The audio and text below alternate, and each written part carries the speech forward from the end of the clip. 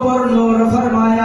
ارے ان امت کے اولیاء نے اپنے کتنے اعلیٰ کردار، ارے کتنے اعلیٰ اخلاق کے مالک ہیں جنہوں نے اپنے کردار سے دنیا کو سنوار دیا، اپنے اخلاق سے دنیا کو سنوار دیا.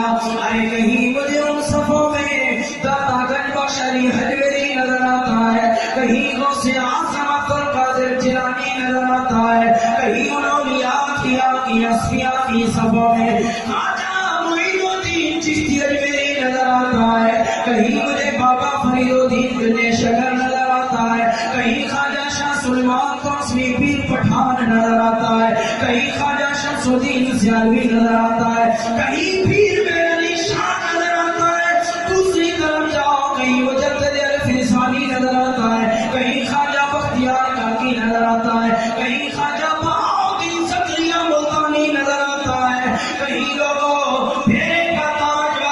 محمد کرم شاہ نظر آتا ہے. ارے لوگوں یہ سارے پھول اس طرح اپنی خوشبوئیں بکھیرتے رہے، جہاں گئے وہاں ایک جہاں آباد کرائے، جہاں قدم انہوں نے رکھے وہاں دلوں کی اجڑی ہوئی نگری کو بسا دیا. ارے جس زمین پر جس خطے پر بھی ان کے قدم جمے ہیں وہاں جاتے ہوئے پیغام دیا اور کہا یہ ماہ تاباں سے کہہ دو، یہ ماہ تاباں سے جا کے کہہ دو کہ اپنی کرنوں کو چل کے رکھ لے. میں اپنی خاک کے ذرے ذرے کو خود چمکنا سکھا رہا ہوں،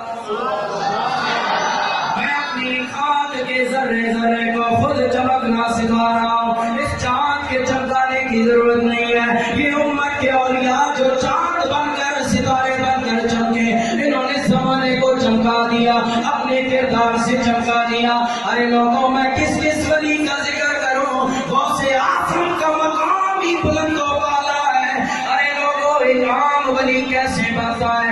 میرے نبی کریم نے فرمایا، یہ حدیث قدسی ہے، جب اللہ نفل پڑھ پڑھ کے اللہ کی عبادت کر کر کے اللہ کا مقرب بن جاتا ہے، پھر وہ مقام ملتا ہے اس کو کہ اللہ تعالیٰ اس کا ہاتھ بن جاتا ہے جن سے وہ پکڑتا ہے، اللہ تعالیٰ اس کی آنکھیں بن جاتا ہے جن سے وہ دیکھتا ہے، اللہ تعالیٰ اس کی زبان بن جاتا ہے جس سے وہ بولتا ہے، اللہ اس کے پاؤں بن جاتا ہے، ٹانگیں بن جاتا ہے جن سے وہ چلتا ہے. یہ حدیث قدسی ہے.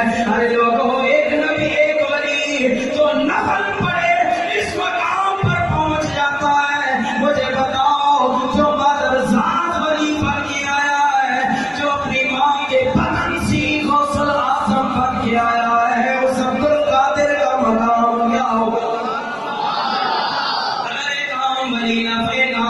نفل پڑے اس کا یہ مقام ہے. تو جس کو اللہ نے ماں کے پیٹ سے غوث اعظم بنا کے بھیجا ہے